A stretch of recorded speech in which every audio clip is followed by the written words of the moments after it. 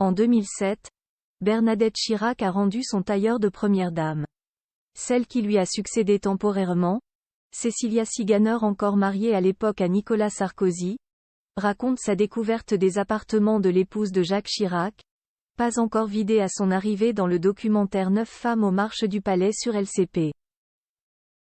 La suite après la publicité Vivre 12 ans à l'Élysée.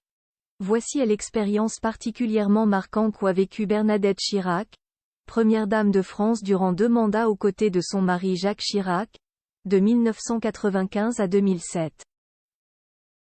Le documentaire 9 femmes aux marches du palais diffusé sur LCP le 16 décembre 2023 revient ainsi sur la passation entre Madame Chirac et la suivante, à l'époque épouse de Nicolas Sarkozy, Cécilia. Elle révèle une savoureuse anecdote, repérée par le site de gala. Cécilia Sarkozy, son patronyme jusqu'en 2007, accède au statut de première dame de façon éphémère en 2007 lorsque son ancien ministre de Marie remporte l'élection présidentielle face à Ségolène Royal. Un passage bref mais dont elle garde des souvenirs marquants, comme le fait de prendre la suite de Bernadette Chirac.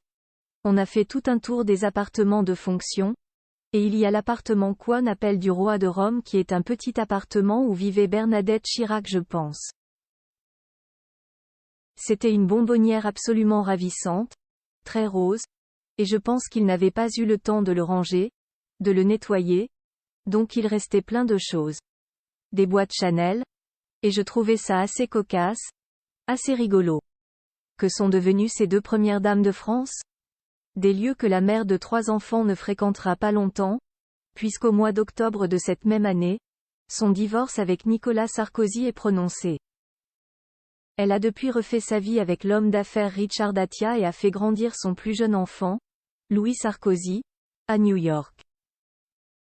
Bernadette Chirac quant à elle a particulièrement œuvré pour de nobles causes après son départ de l'Élysée, les fondations Hôpitaux de Paris, Hôpitaux de France et Claude Pompidou jusqu'en 2019, année de la mort de son époux. Sa santé étant amoindrie, elle ne fait plus d'apparitions publiques, veillée par sa fille Claude.